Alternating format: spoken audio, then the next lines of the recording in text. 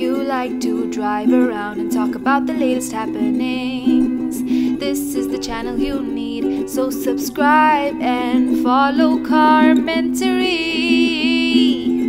What's up, everybody?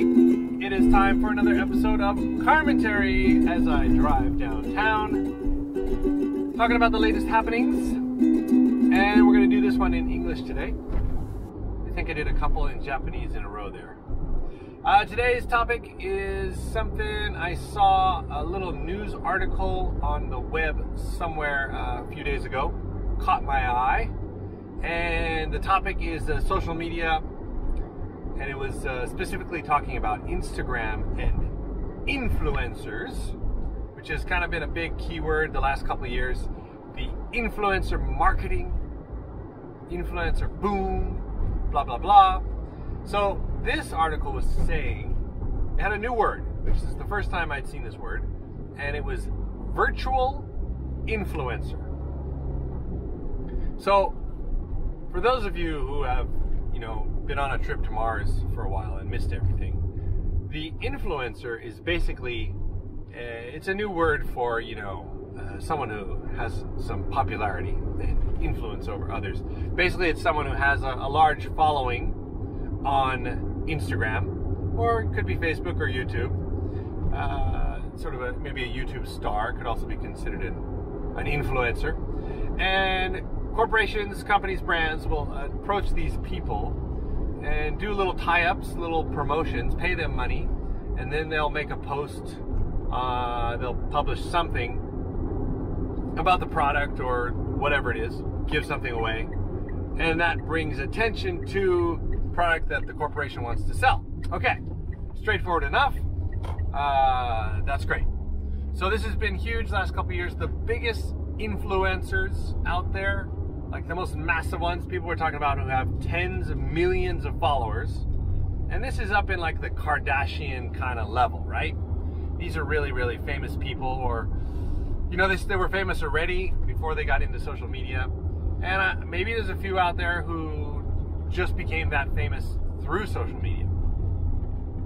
They can garner, and this is in the article, up to, or somewhere around, $1 million for a single Instagram post about a product or company or something. $1 million to make one post on your Instagram feed. Holy shit.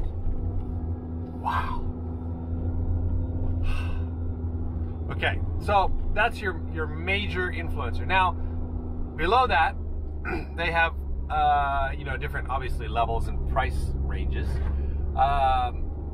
Micro influencer is generally referring to people who have between 10,000 and 50,000 followers, and nano influencer refers to people who are like from 800 to 10,000 followers. So if you're under 800 followers, you ain't in the influencer game.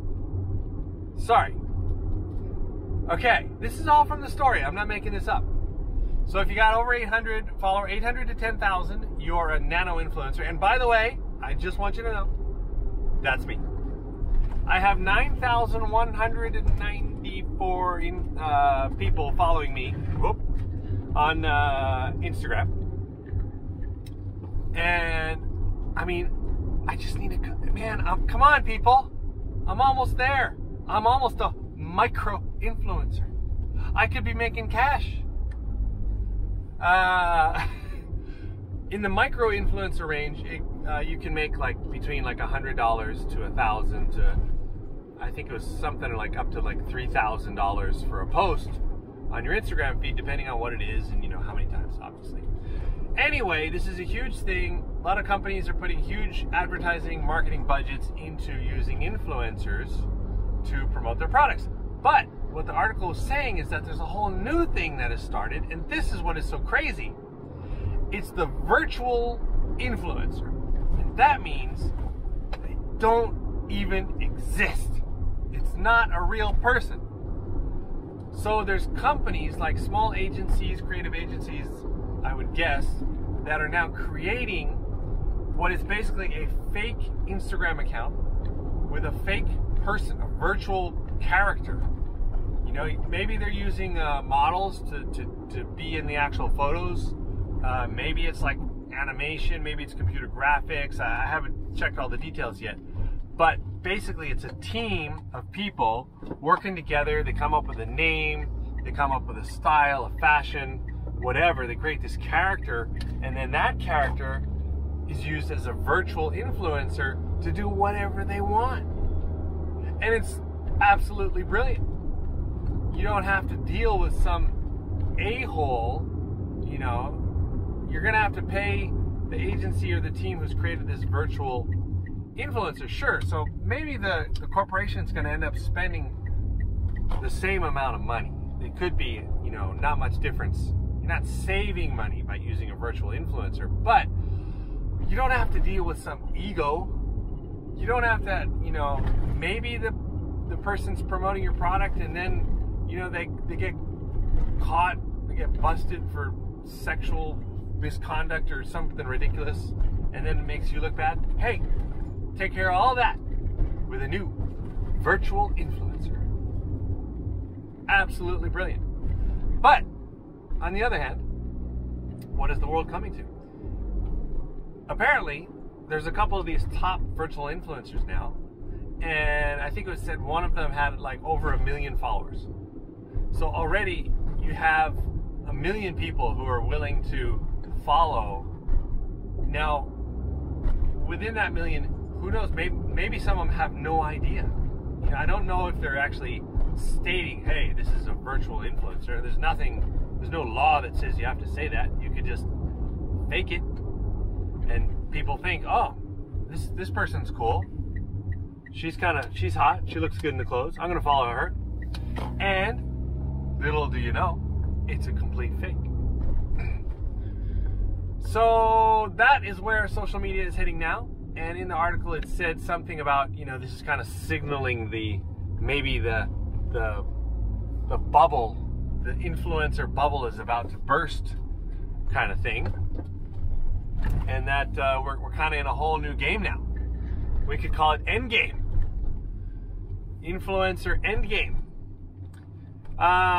Personally, I don't really care either way.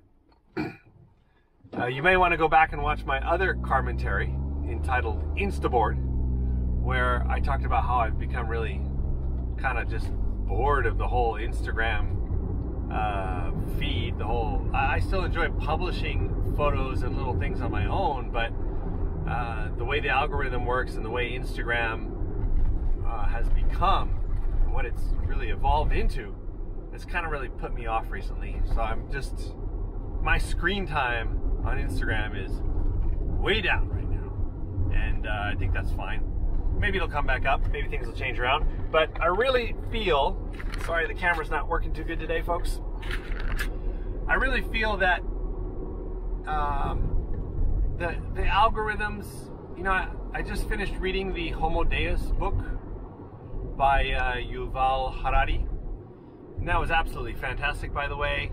Absolutely required reading for everyone, but I would say especially for young people.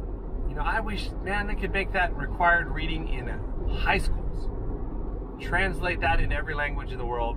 Get all the high school kids to read that. Really open up their minds to some new big concepts, and, you know, see what happens in the next 10, 15 years. You know, maybe they put that to work. Instead of waiting until you're like 47 like me, and you're not in your well, whatever, your prime.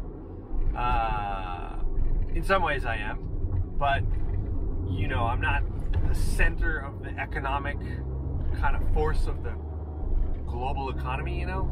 I think that's a younger person. Anyway, it would be cool to have that required reading. In that, it talks about algorithms and the future of data and all this stuff, and it was saying how the algorithms are already, and maybe in the future, will know you better than you know yourself, which, okay, we'll take that. But right now, the way I think YouTube, Facebook, and Instagram are using these algorithms to try and second guess what you're interested in and what you want to watch and what you want to see is wrong. I don't think they're getting it right at all, and that's why I'm getting so bored with it. I think what I find is, I'm talking about Instagram, a simple chronological feed. Everybody's publishing things when they publish them, and that's the order you see them in. I think that was the killer thing, man. That was what created a sense of community. So if everybody was at an event or a party and we were all publishing these photos from the spot, they would all be going up at the same time, and you could go home an hour later and look back at all the photos that everybody had published. It was amazing. Now it's just a mess, man. Everything's just different times of days, old photos, things you've seen before, mixed in with all these ads and videos and influencers and virtual influencers. So I'm going to wrap this up because I'm almost at my destination. A little food for thought. Let me know what you think. If you would be willing to follow a virtual influencer, hey, maybe I can make one. I wouldn't mind having a clone of myself. Hey, maybe that's what I should do.